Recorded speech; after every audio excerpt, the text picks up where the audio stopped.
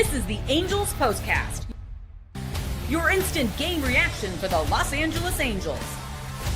Part of the Locked On Podcast Network. Your team every day.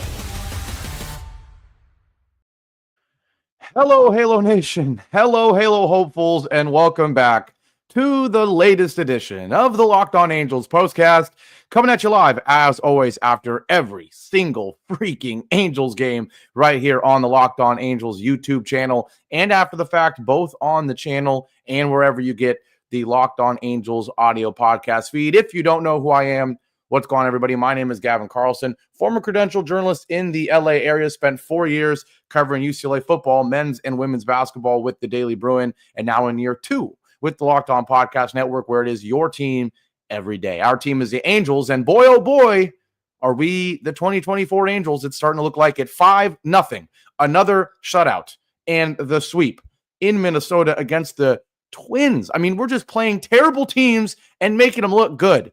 We know what happened in the Pirates series. The Twins come into this series at 9-16. The Angels a perfect 12-12. I say perfect, but a perfectly average 12-12. And the Twins give us 3 games in a row where our offense did nothing. We made a couple of their pitchers that are not that great look phenomenal. Ron Washington making changes. They're not doing anything. And the Angels fall 5-0 in this one.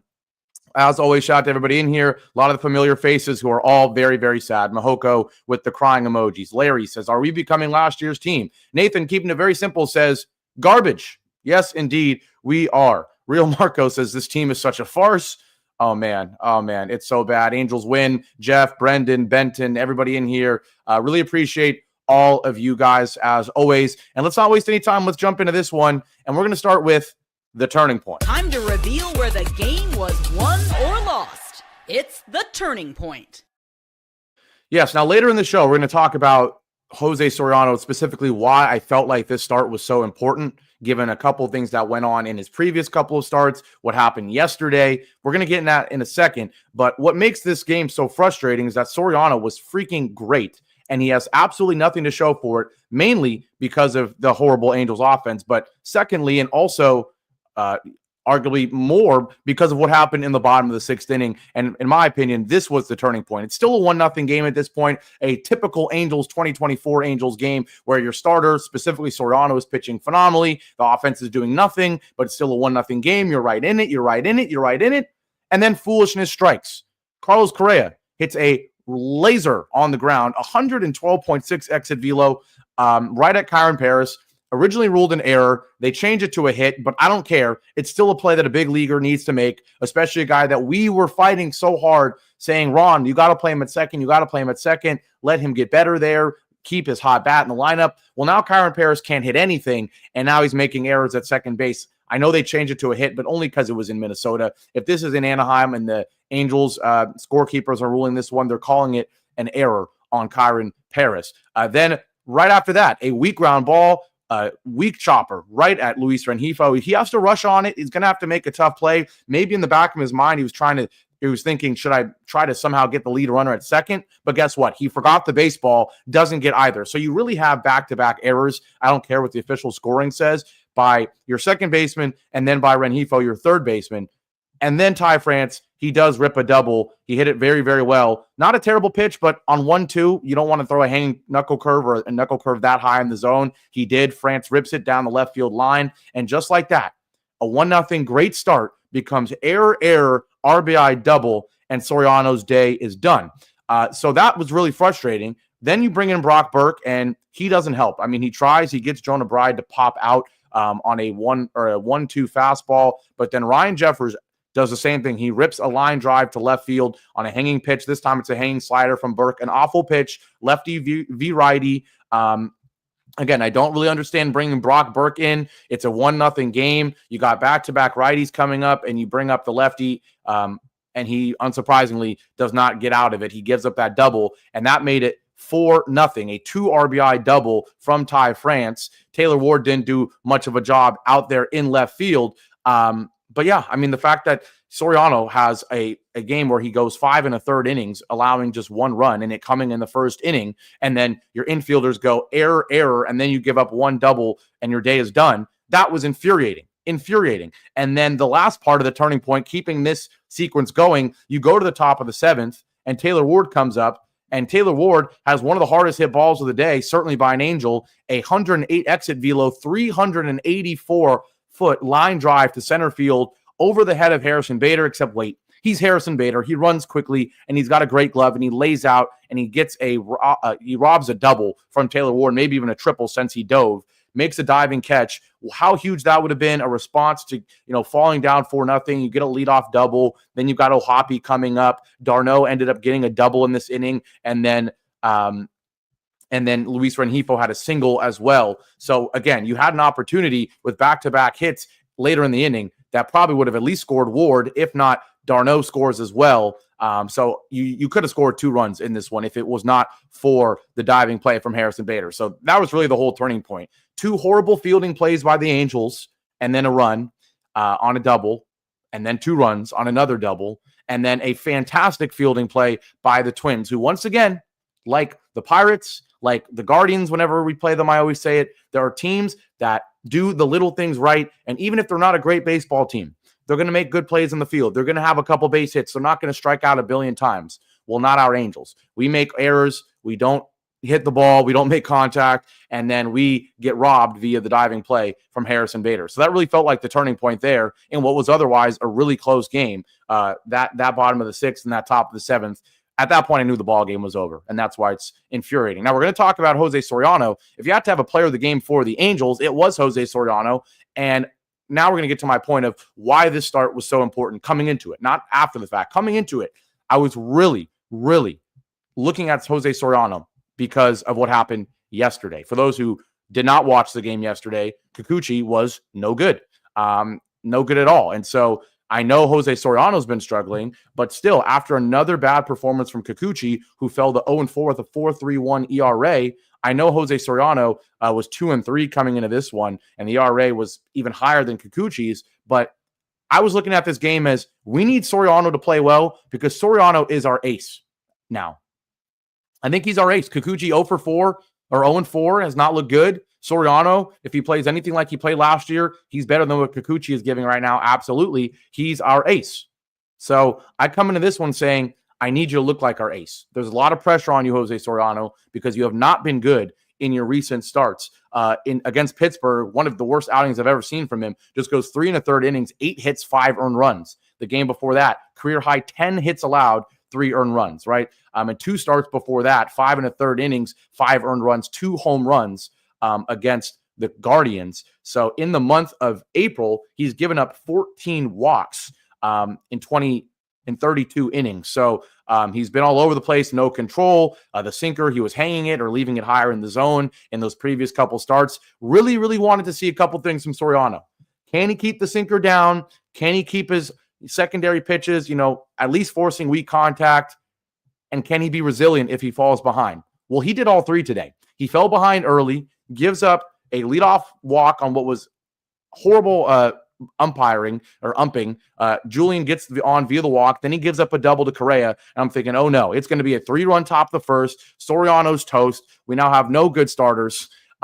Fortunately, he gets a strikeout. He does give up a sac fly, but he gets out of the inning, only gives up 1 run. And from there on out, he was fantastic. 3 ground outs in the bottom of the 2nd, 2 ground outs despite 2 singles, 2 ground outs and a strikeout in the bottom of the 3rd. Bottom of the 4th, another 2 ground outs. Bottom of the 5th, another ground out and 2 strikeouts. So again, going into the bottom of the 6th, you have outside of that first inning hiccup, which if anything, he showed resilience there. He was phenomenal. He was great. And so he checked that box of, you know what, Gavin, you know what, Angels fans, I can be your ace.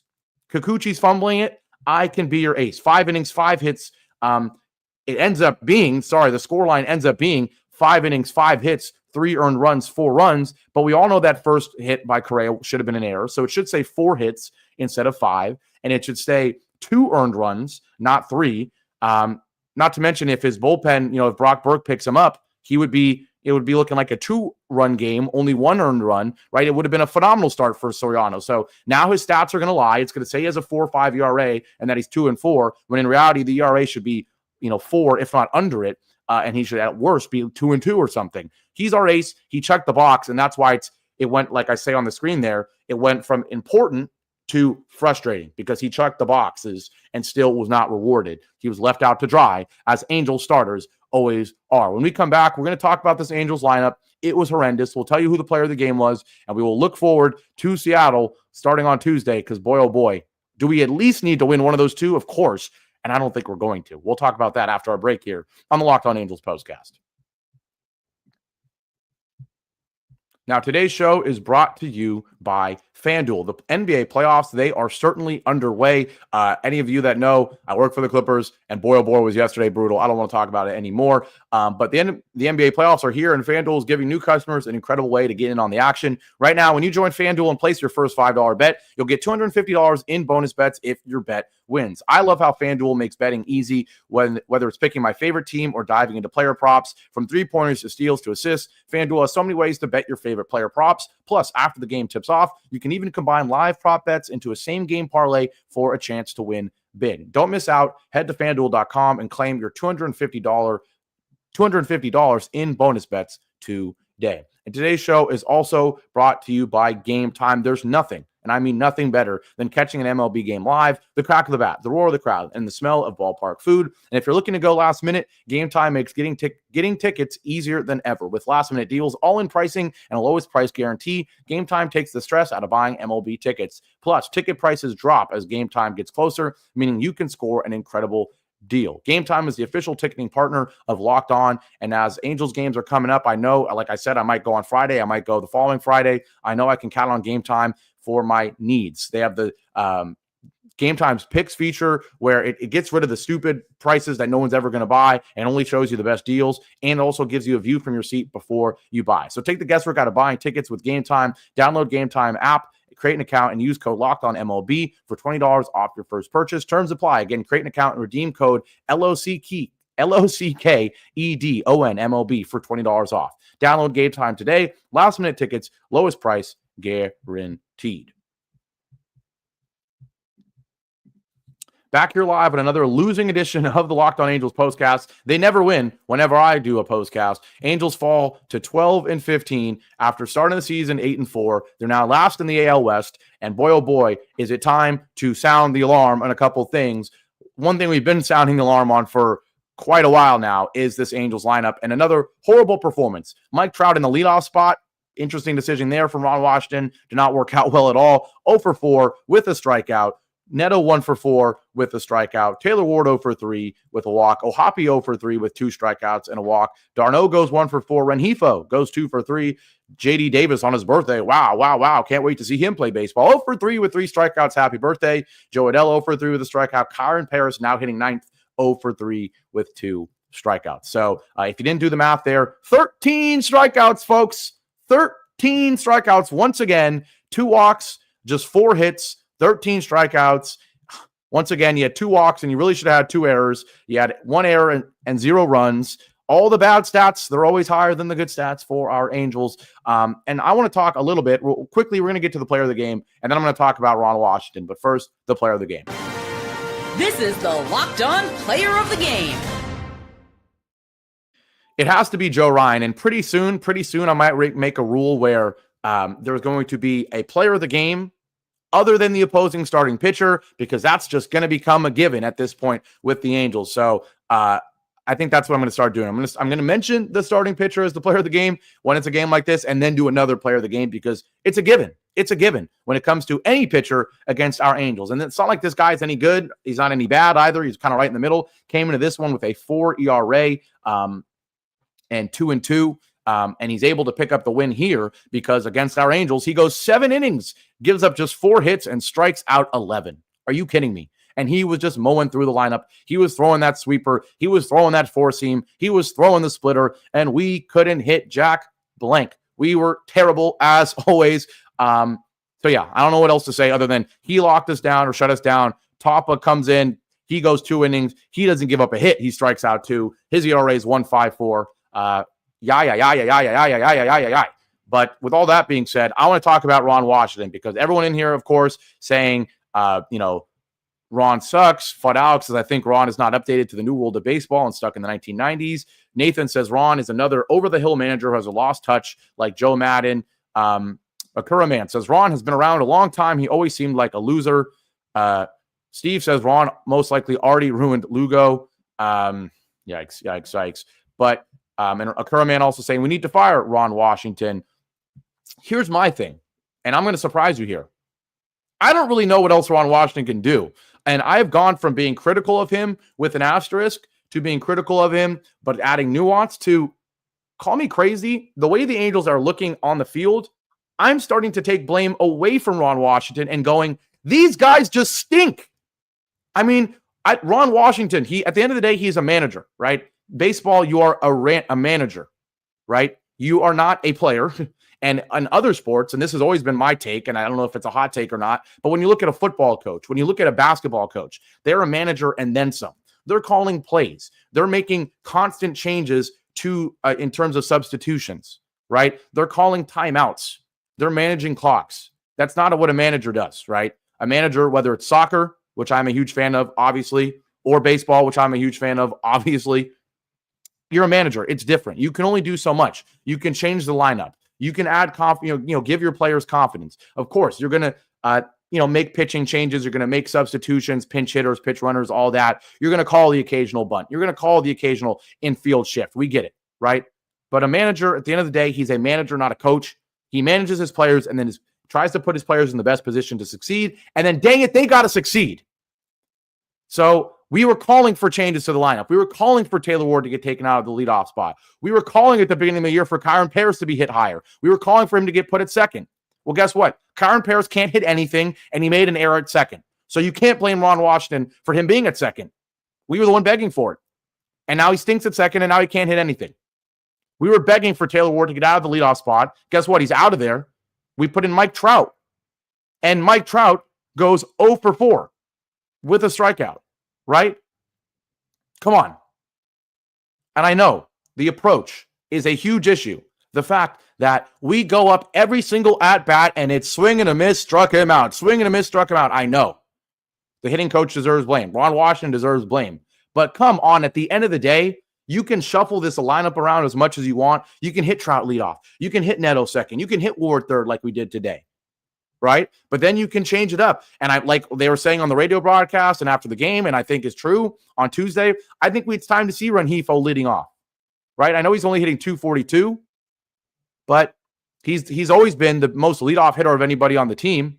Decent speed, switch hitter, contact guy, doesn't strike out a ton. So I think that's going to happen. I think they're going to keep Neto at second, which I would like. I think Rengifo, Neto, and then from there, like, who the heck do you trust on this team other than those two? Nobody. So whether it is Ward, Trout, 3-4, or whether it's Trout, Soler, 3-4, and then Ohapi 5th, or Shanuel when he comes back. I don't know, man. It doesn't matter. Nobody is hitting the baseball.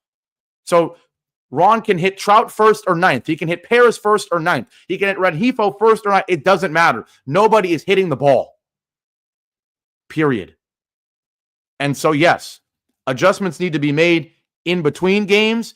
After games, there need to be more film watching. There needs to be more breakdowns of at-bats and why the heck we can't even make contact on fastballs in the zone. Why we can't take a walk to save our life.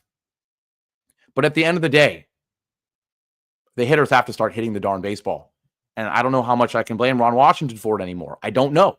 It's crazy how the worse the team plays, the less I'm blaming the manager. But if you watch the game, yes, the approach is frustrating, but these guys just aren't hitting. They're just not. So, as always, let me know what you think the lineup should look like on Tuesday as we travel to Seattle and face one of the best rotations in baseball. And it's funny. They're telling me on the broadcast, hey, well, at least the Angels are going to duck the top of the Mariners rotation. You know what that sounds a lot like? The Pirates series, when we said, hey, at least we don't got to face Paul Skeens. And guess what? We got 2-hit shutout one of the games. So I don't care who the pitcher is. Ryan was not that good coming into this one. 1-2 with an ERA of 4. Now he's 2-2 with a 3.18 ERA. I don't even know who the starter will be for the Mariners. I know it's not the top of the rotation. Let's see who it is on Tuesday.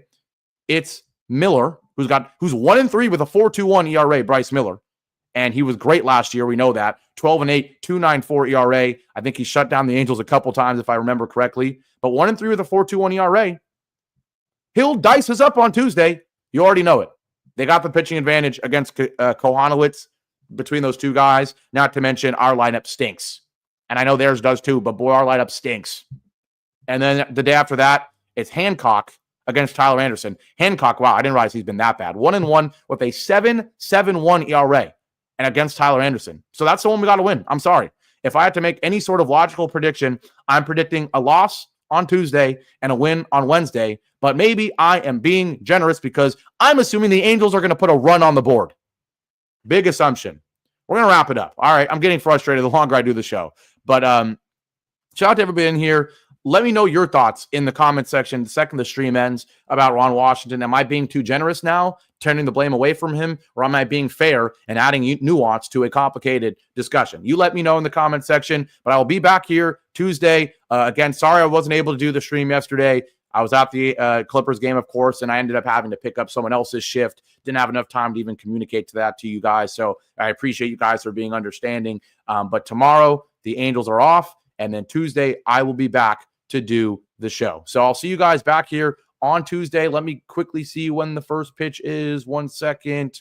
First pitch on Tuesday will be at 6:40. So it's going to be a late show around 9:15 p.m. Of course, kind of right around when the Clippers are playing, but I'll make it work. I promise I will. So I'll see you guys Tuesday night. Shout out to you guys as always for being in here. Don't let this team ruin your Sunday. Have a great rest of your Sunday. And I'll see you guys back here after a day off, and boy, do we need it on Tuesday. Take care, everyone. Go Angels.